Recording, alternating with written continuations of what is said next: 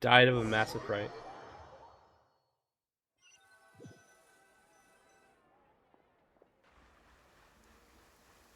Yeah, that's kind of creepy. And we saw that with Paimon. Finally, we have some time to do shopping. Gosh, it's really been a long time since we've been able to relax. Ah, well met, partner. I knew something great was going to happen when I woke up in such a good mood today. Even this weather can't put a damper on the demoiselle's mood. It's a pleasure to see you both again. Oh, hey, Navia! It's been a few days. Paimon's already started to miss you. Oh, now that I believe. I'm easy to work with and always bring home the bacon. Who wouldn't treasure having a partner like me? Sounds like you're really enjoying life these days, Navia. What have you been busy with since the trial? Only been 48 hours, Paimon. It's just been one thing after the other. I've been making non-stop trips between Poisson and the court since then.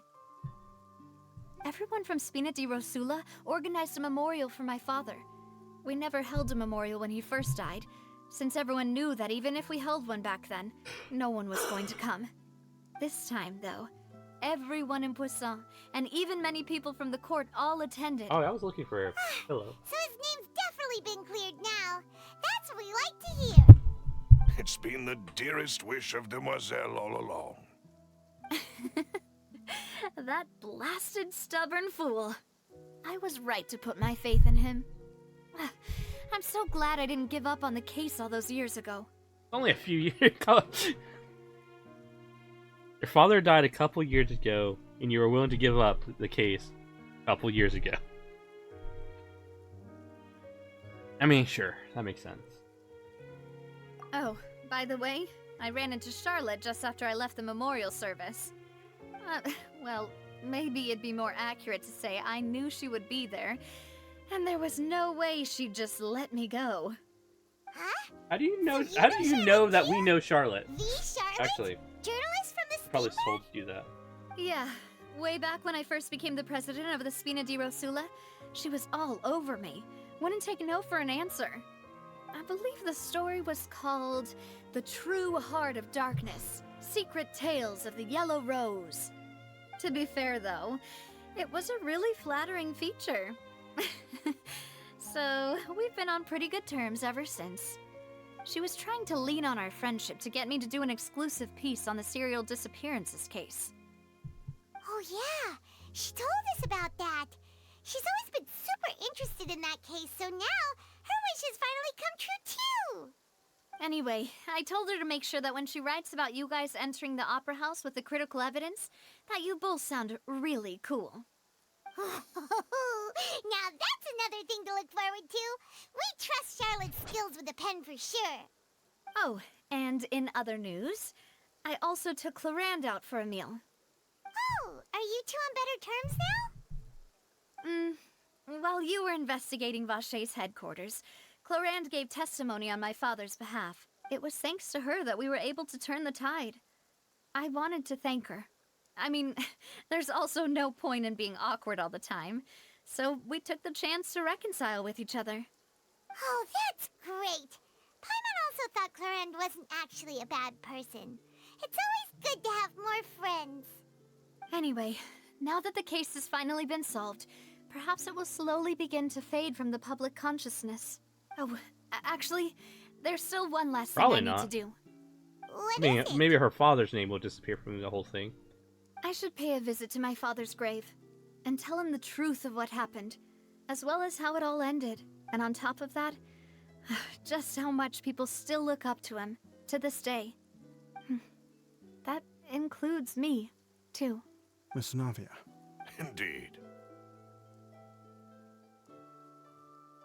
I'm gonna send Morky on my behalf to go to this funeral. I mean, to his memorial. I mean, to his graveyard? Gravestone?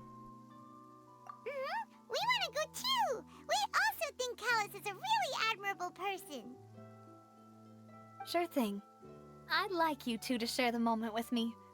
After all, without you, there might not have been such a positive ending. And in that case, everyone, let's be off. Considering the recent weather, We'll be lucky if we can reach Poisson before dark. Yeah, you're right. It's been raining non-stop for a few days now.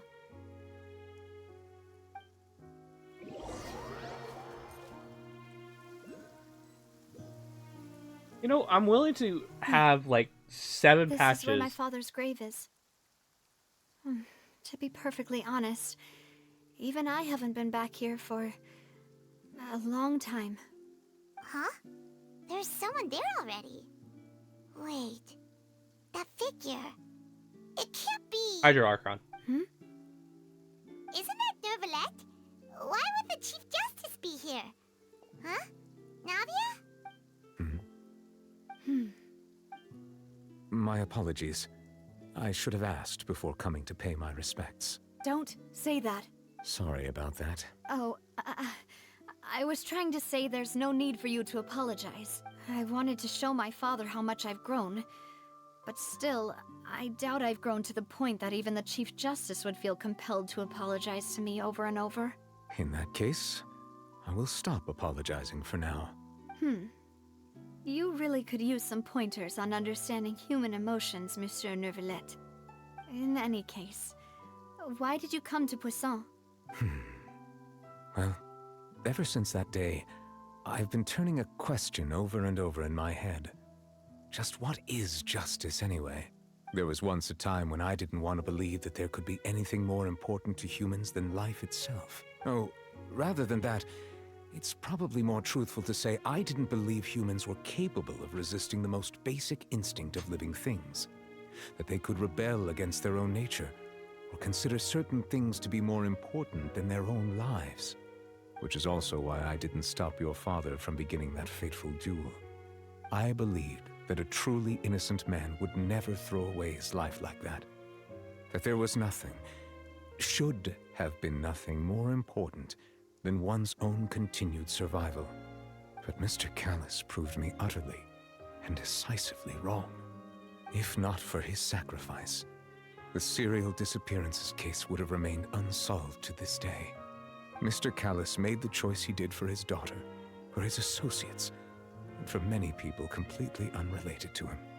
And in the end, from a certain perspective, one could say that he did it all for the sake of justice. A justice that's higher than life itself. So, you asked me why I came here. I just wanted to say my apologies to Mr. Callis in person. I should have noticed all of this much sooner. This regret has filled me with a sadness that has haunted me for days. That high and mighty chair in the opera Epiclese indeed insulates one from many important things. Spina di Rosula, thank you so much for your hard work and perseverance.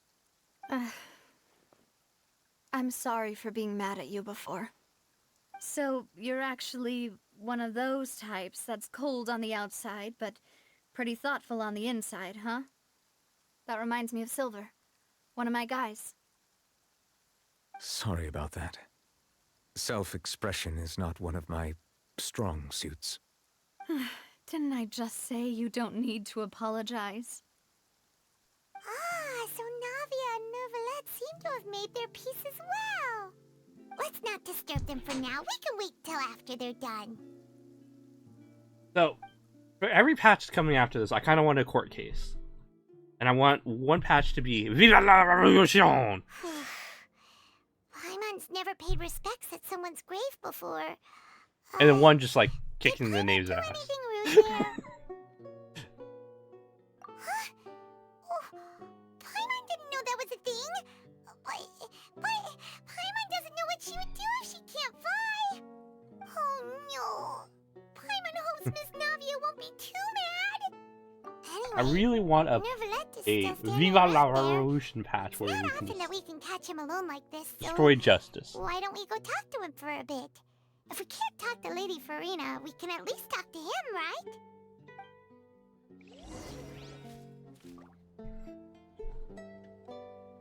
The 7 patches, it's nothing but court cases. One patch has to be Viva la Revolution. And then one patch is kicking the knave's ass.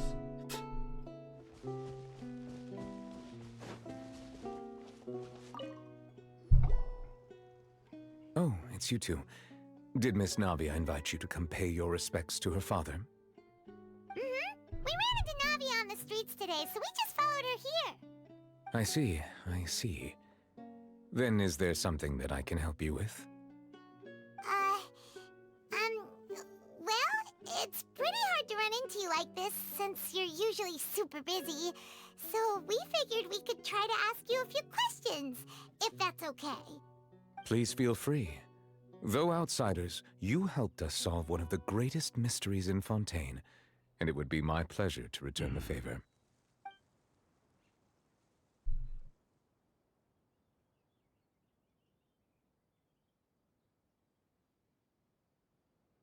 Obviously, the sibling. Your sibling, another blonde-haired traveler. I'm sorry, but I've never seen anyone who matches that description.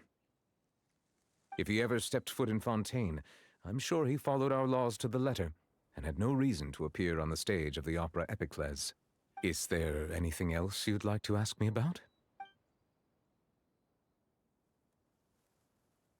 My apologies. My investigation has still not reached its conclusion.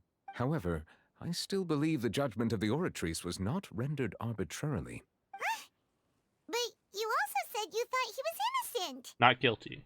For many years, I have been quite aware that the Oratrice does not simply mechanically repeat the verdict that I give on each case. As a divinely created mechanism, the people's unified faith in the concept of justice is integrated into it. Not only can it produce the incredible power of indemnitium, but it likely also possesses other traits, such as self-awareness. Which is all to say, I have been prepared for a situation like this for a long time. Huh. So when Lenny told us that he heard a human voice from the room where the Oratrice's core is stored... I was not aware such a thing had occurred. Perhaps that could serve to prove my conjecture. I will add that to the list of items to investigate. In any case, I am inclined to believe that the Oratrice does have a methodology all its own. We just do not have enough information. Based on Farina's reaction, I doubt even she had any idea what was going on. She managed to bluff her way through it, though, with her time-tested twin tricks of bravado and drama. While we do intend to get to the bottom of this, for now, we regret to say that the Fatui Harbinger will just have to bide his time in the fortress of Meripede. If we did incorrectly convict him of crimes he did not commit, we will most certainly compensate him to the fullest extent allowed by the law. If you ask Paimon, the only compensation he'll want is a no-holds-barred fight with you. Is there anything else you'd like to ask me about? Okay. Lenny heard a voice when he went to the control room. Are we playing the Wizard of Oz and the man behind the curtain? That the sea levels will rise and everyone will be dissolved in water, leaving Farina crying alone on her throne, but the sins of the people will be finally washed away for good? Does that appropriately summarize the version you've heard?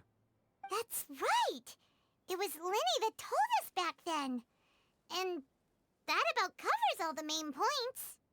Yes, up to the present, I think we reached a point where we have no choice but to confront this prophecy directly. Rumors have it that this prophecy is rooted in the last words the former Hydro Archon left to the world before she passed away. How did she pass A away? prophecy? Of the former Hydro Archon? Wow. This is the first time that we've ever heard of it. Two parts of the prophecy have already proven correct. The rising sea levels, and the ability of the people of Fontaine to be dissolved. We should be more vigilant, and stay on the watch for further signs. Speaking of the prophecy, Farina has also always taken it quite seriously. Indeed, she has been collecting information and intelligence from across Tevat for this purpose.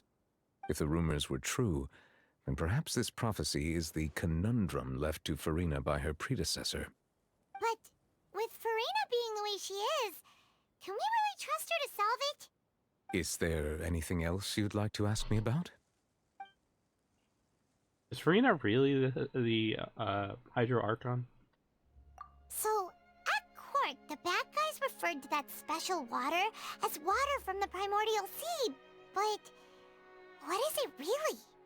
Truthfully, that name is already quite accurate. I can only surmise that Vacher and his ilk only learned of its nature and existence after extensive research. There used to be a special sea on the surface of this planet. The nature of its seawater was rather different from that of the sea we know today.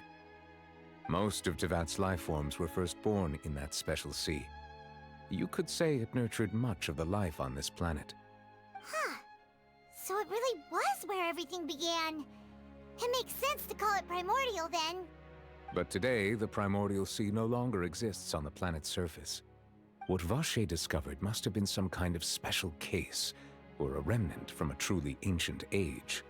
Huh. So that's how it is. Oh, you really know everything, Monsieur Neuvillette.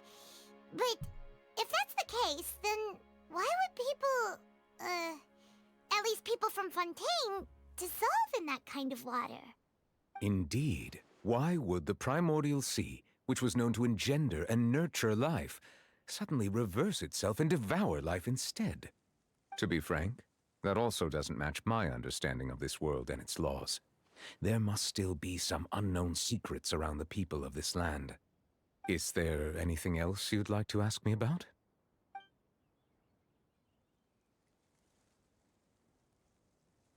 Are you native to this place?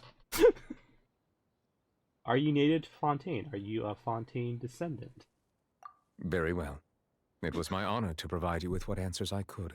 I very much enjoyed conversing with you. It will soon be time for me to leave this blissful tranquility behind and return to Palais Memoria. You really are super busy, Monsieur Neuvillette. Paimon thought you only came here to pay your respects today because you had the day off. Crime and villainy do not have the day off, and so justice must work around the clock as well. This is merely the nature of a justice's work. All right. You've got a point. Huh? Paimon just noticed that the rain has stopped.